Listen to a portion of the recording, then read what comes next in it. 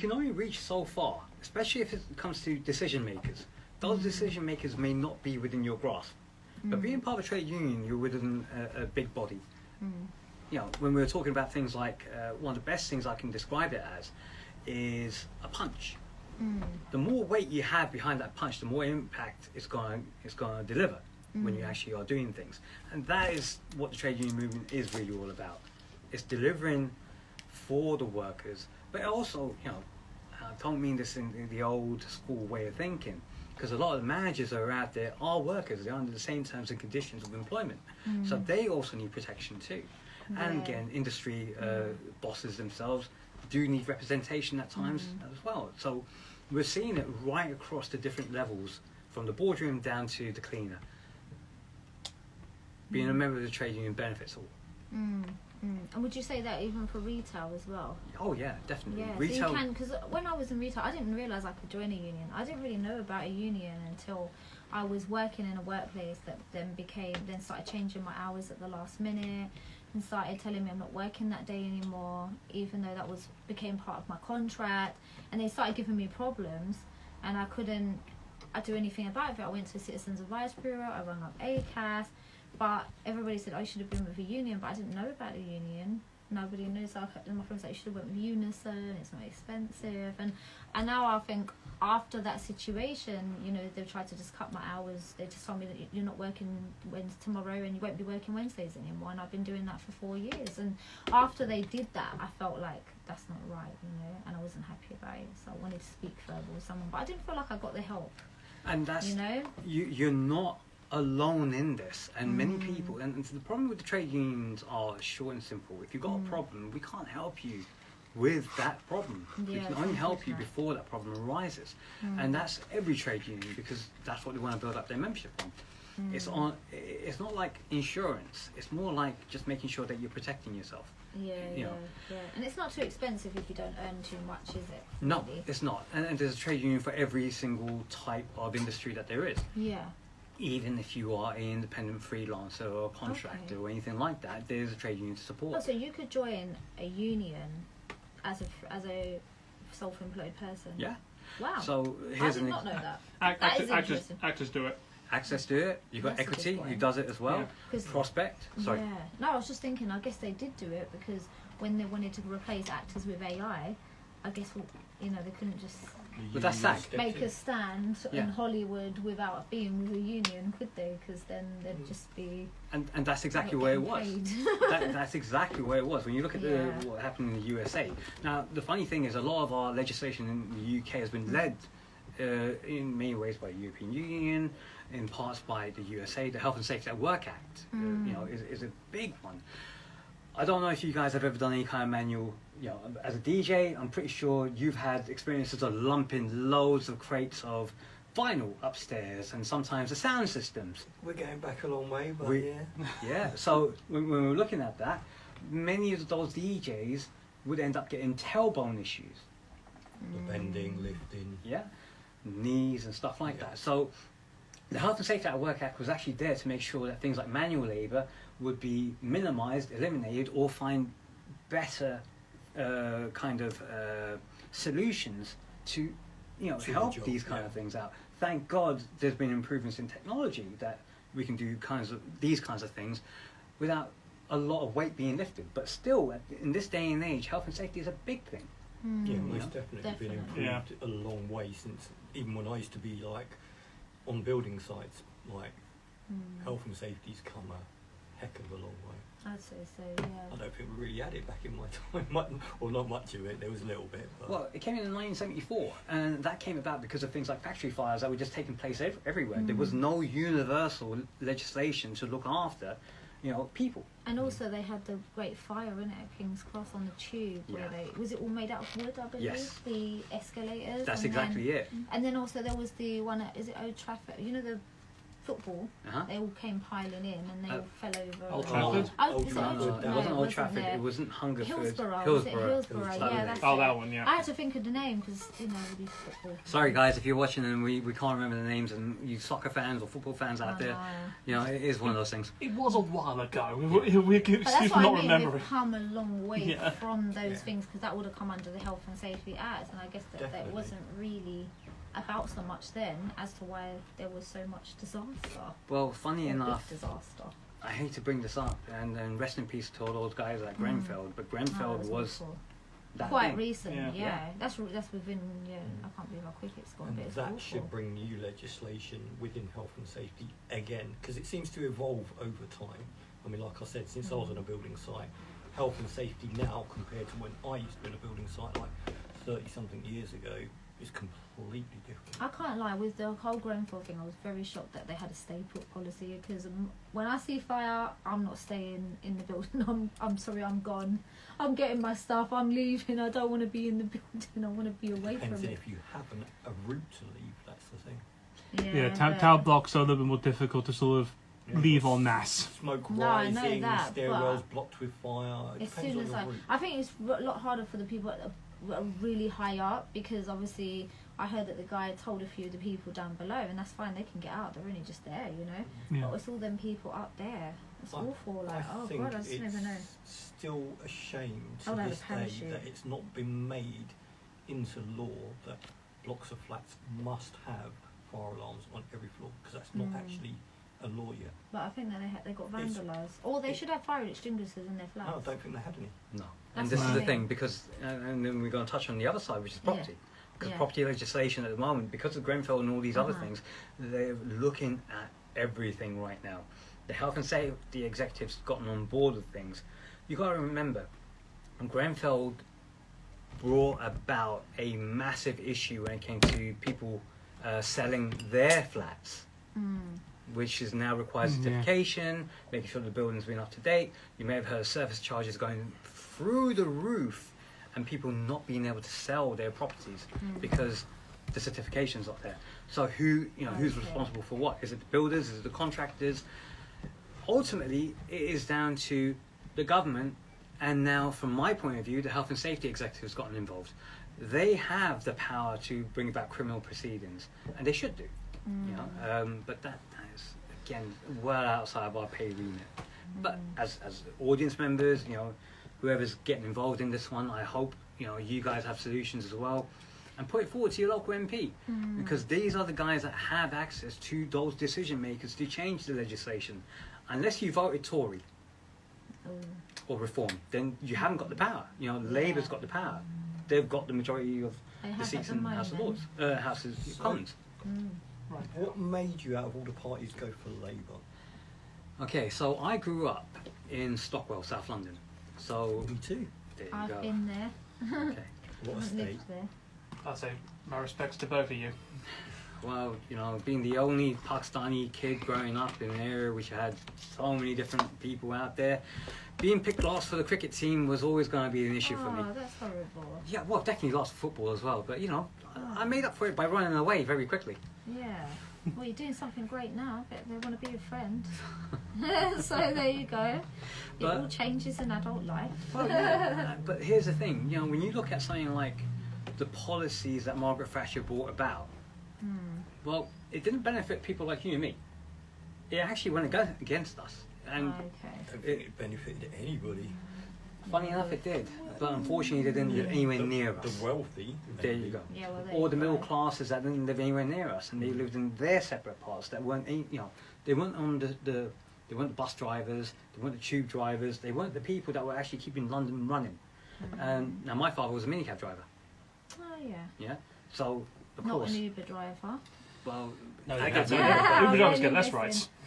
well, funny enough, that's changed now. Get more money. That has changed, and that's coming out again because of the trade union movement. Like the same with delivery riders. There was a recent court case done by Oh, Lee yeah, Day. I did see. Yeah, this, Lee Day. about this. They brought that in, so you've now got holiday rights. You've now got pay that should never have been restricted. Yeah, Has been because I brought think that's right. how they were getting exploited. Oh yeah. With being, Massively. I mean, my ex-boyfriend, he became an Uber driver, and he did say that he loves it. He absolutely loves it. He said he makes great money, and he also likes the fact that if he needed the day off and he, you know, if he has to pick up his son or whatever it is, he's able to do that because he can work when he, you know, is able to work. It's flexible. That's the point. That's the great part about Uber. And also, I think he was delivery driver before, and he was lifting a lot of heavy stuff. Whereas Uber, he just drives and he enjoys driving. But I guess when it comes down to having a holiday, you won't be getting paid. So, you know. And that's where Lee Day went after Uber and all these other companies, because they were working as contractors. But within law, they're changing that now with Labour's New Deal. It's still going to take some time before it's fully implemented, but it's actually it's happening now. We're seeing a lot of changes coming through straight away. But one of the big things is, within law, because of the trade union movement, I will put that down to them, is GB domestic driving. Anyone else done minicab in here, apart from your ex-boyfriend, done it with Uber? Yeah. Did you ever do minicabbing? No. Okay. I drive, but I don't. I'm basically the unpaid minicab with my friends. I get that I completely. just couldn't stand strangers in my car.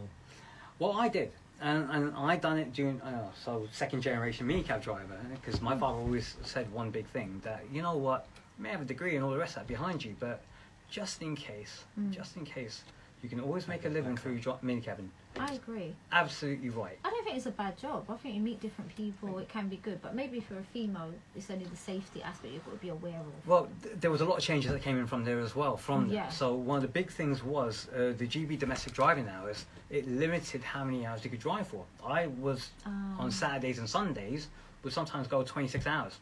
Wow, that's Because a lot of hours. Yeah, and you're making the money, because if the wheels aren't turning, you're not earning. Oh, I like that. I like that. But that is true. Yeah. However, driving is very tiring. It can be very tiring. And this is why GB domestic driving hours came in, that limited down, and that's what Uber implemented straight away through their technology, to make it 10.5 hours at most, and you get your adequate rest. I must say that Uber is a great idea. In terms of, like, you know, being a woman as well, as I always touch on, maybe girl here.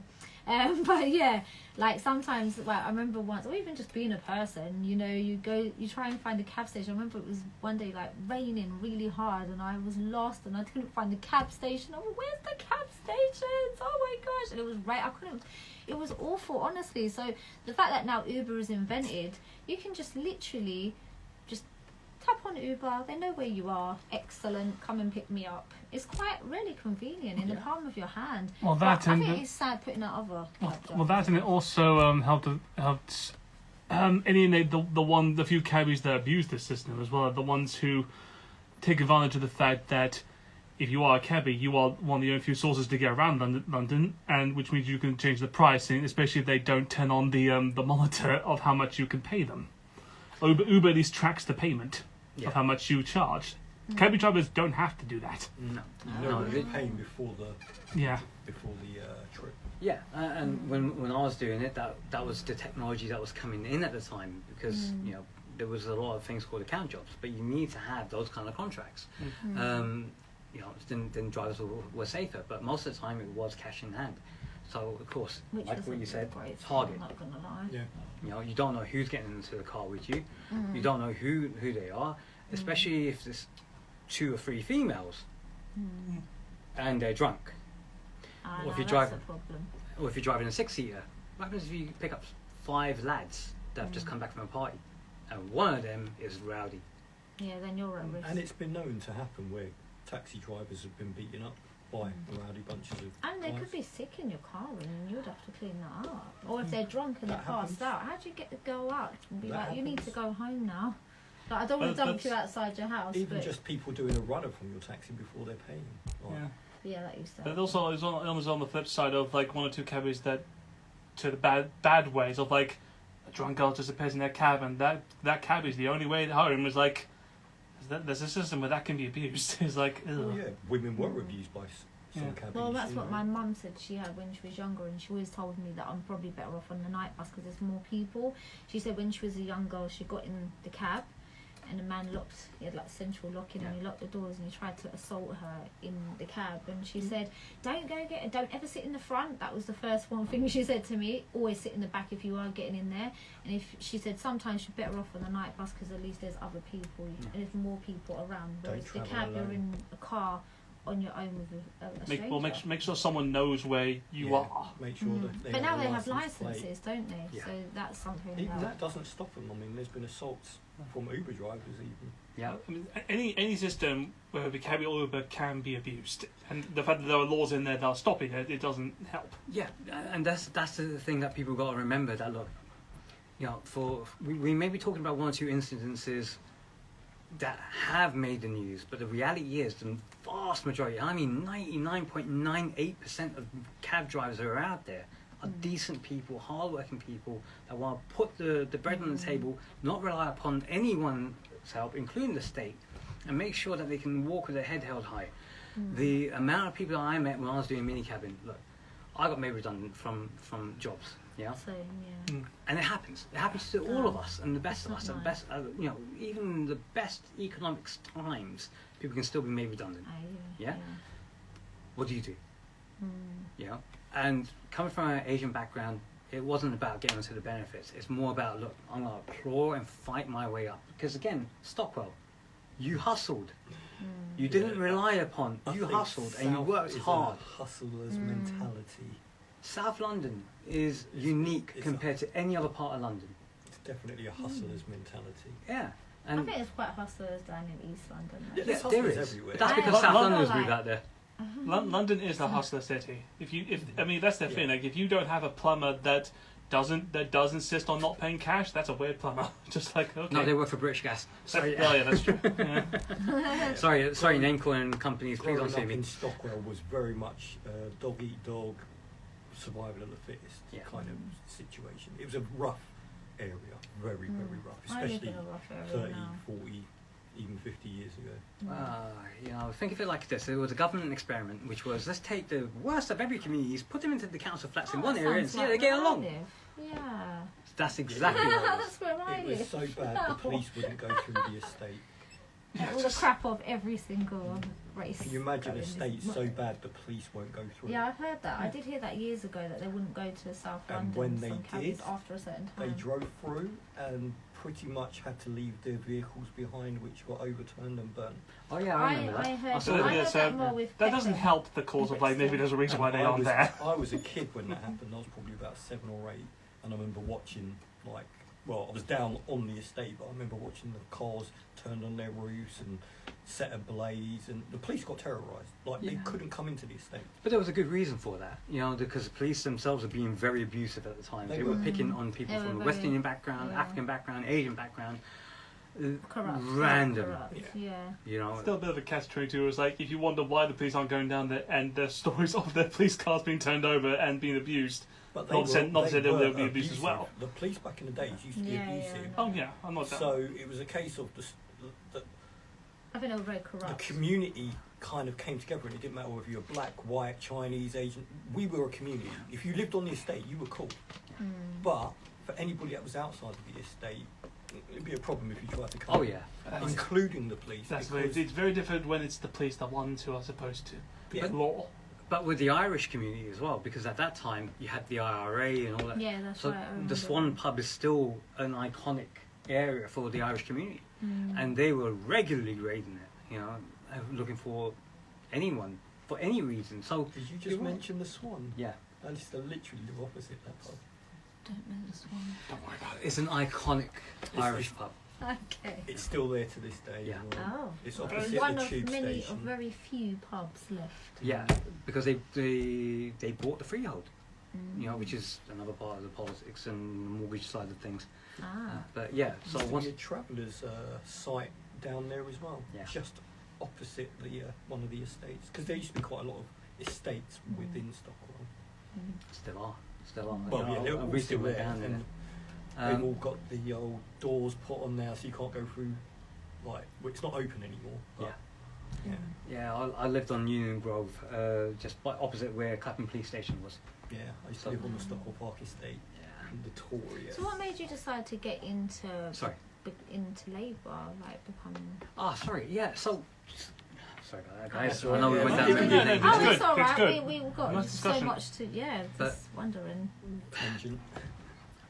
The biggest thing that inspired me to get into the Labour Party was one of my friends within the trade union movement. He said, you know what, you can get, if you're a member of the trade union, you get a discount and go and join it. So I thought, Oh, wow. cool. I went in there, joined it. And then within the first couple of months, I started to attend meetings. You know, and then because of everything's on Zoom still, I was able to get into my local ward, got elected as a branch chair within my first year of being there. Wow. And a lot of that was inspired by, you know, my trade union friends, and also a program that I was doing that was set up because of the something that happened within the trade union movement. So they recognised that a lot of ethnic minority groups were being underrepresented. You know, we make up 13% of the population in the UK, but when it comes to our members, got a lot of members there. However, we've only got like 6% of those members becoming branch officers, so people who are decision makers within the employed side of the trade union movement. So they're supporting and they're employed by the trade union to go out there and spread the word. So in terms of reps, that was very low. So they brought out programs from the TUC's Anti-Racism Task Force and the trade union arm part of USDOR. They had their their black leadership program called Breaking Down Barriers. I was one of the first people on that program Wow. and graduated from it. It only started last year, but from the 16 people that we had on there, 3 of them became Labour councillors, 2 became health and safety officers. You've had masses of people from that becoming branch officers, and because they all came from a black background, as in like the TUC classes black as anyone who's ethnic minorities, you know, West Indian, African, Asian, or Basically And they call Far it East. BAME. From the D- BAME. Yeah, BAME. Yeah, exactly. But they That's changed terrible, BAME isn't to it? Yeah, because BAME. They'll always You change gotta it hate for the labels. politics. Yeah. all hate the labels because again, you know, Asians are not black. Yeah. Yes. Yeah. You know, we may, and I hate to say it that way, but we're not. We have a different culture. Yeah, I was going to say you have a totally different culture, isn't Yeah. it? So. Although It's with the because West, they try and bunch everybody into one category, and it's like, if you're not white, then everything else is black.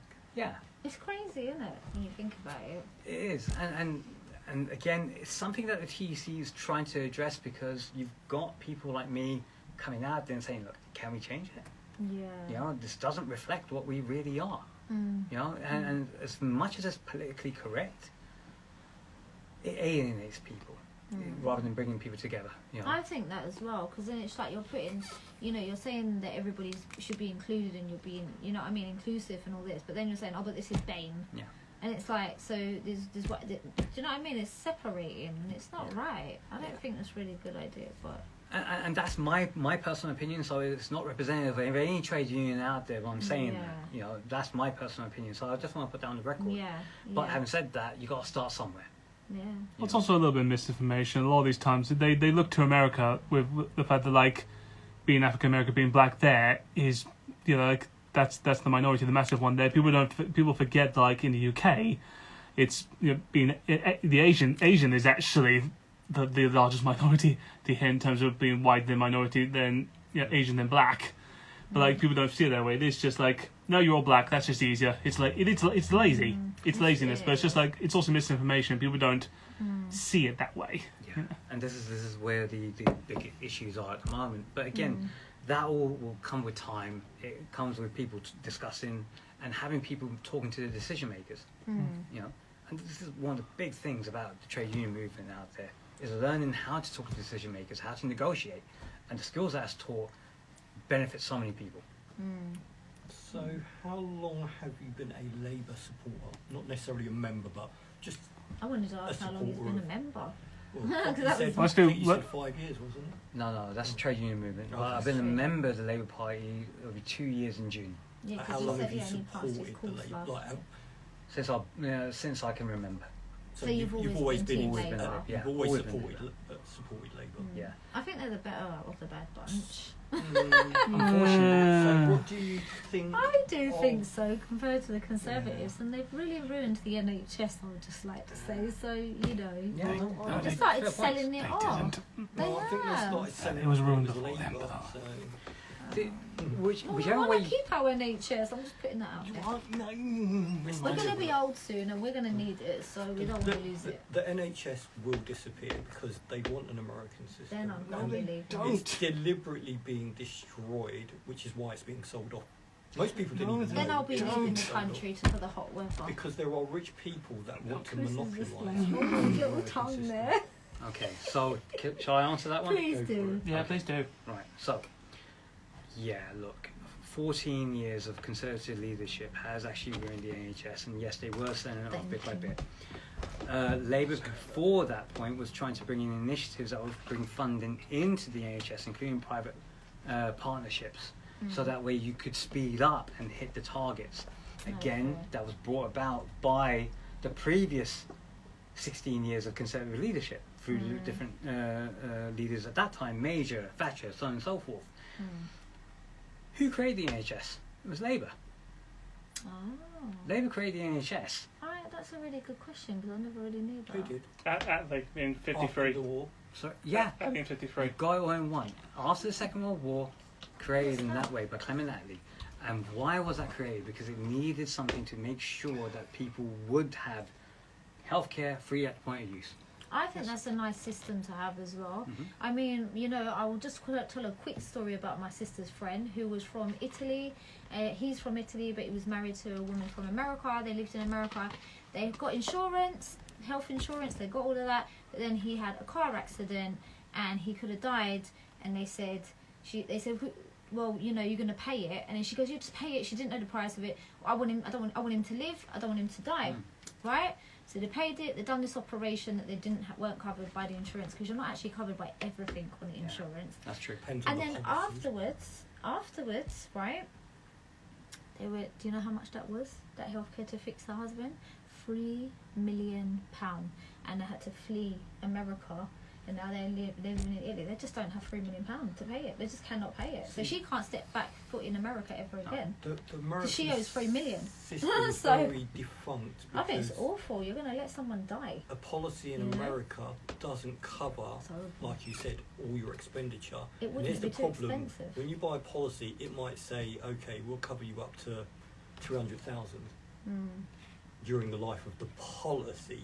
So, during your time under the policy, you can keep on claiming, but once you hit that £300,000 limit, you no longer will cover. And also, like, you could be covered for certain things, and then, you know, you could have an accident like this guy, and that wasn't part of And the it's not part of plan. your plan. And now you either die or you pay ridiculous amount of money that, like, let's face it, no one's going to be able to afford unless Well, they are literally rich. I mean, Well, it hungers down to one thing, which is American insurers see health as profit. Yeah. Which a lot of people here sort of think that why should help it, but why shouldn't help be if someone is doing a service, why shouldn't they be paid for it? Because, like, my friend, she went to America.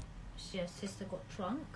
She was lying all over the floor. And she goes, I just called the ambulance. And they were like, you sure you want to do that? Do you want to call the ambulance? And she was like, yeah, I just call the ambulance. They're like, you know, it's like $2,000 to call out the ambulance. Forget it. She can sit there on the floor and sober up. Because she said there's no way that she can afford $2,000. Oh no, I agree. Like Americans, Oh, gosh, American healthcare is extortionate. It's incredibly high. It's It's so incredibly high. It's also technologically one of the best. it's, No, it That's- isn't. I was about to say, I that's had- to be it. I had That's to what say it that. is. Europe's got a better health system. That's than true. America. That's true. Yes, a lot. Like Germany, Switzerland, Sweden, I think the Poland, they've got NHS their is healthcare. great. I think they're There you great. They help us. Like, when we get old and we start having problems, you know, we're going to need them.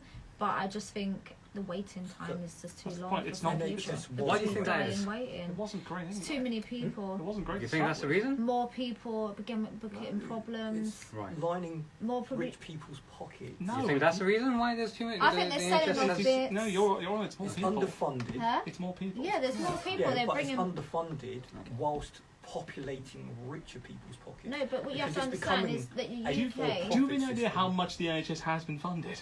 Every time. It's been a lot. It's just not. It's just. It's There's the fact more it's never people enough. coming in I'll here. tell you It's what, just like It's not that. We can All right, let afford him to speak. send lots of money to a war, but we can't afford to fund our NHS. It's deliberate. Right. Because Right, you let can't him say, speak then. yeah, Okay. You've Zita's all got got very one. valid points, but the Yeah. reality is, this is the reality. all right, getting the reality.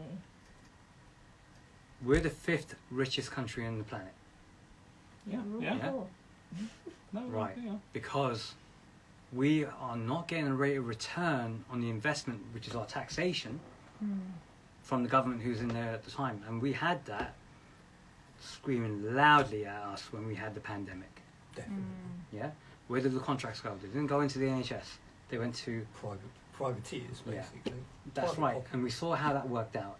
The NHS is never going to go out of the public because there's an accountability within the NHS. Once it goes to privatisation, full privatisation, you're going to have a regulator to make sure that health service is being delivered to that level.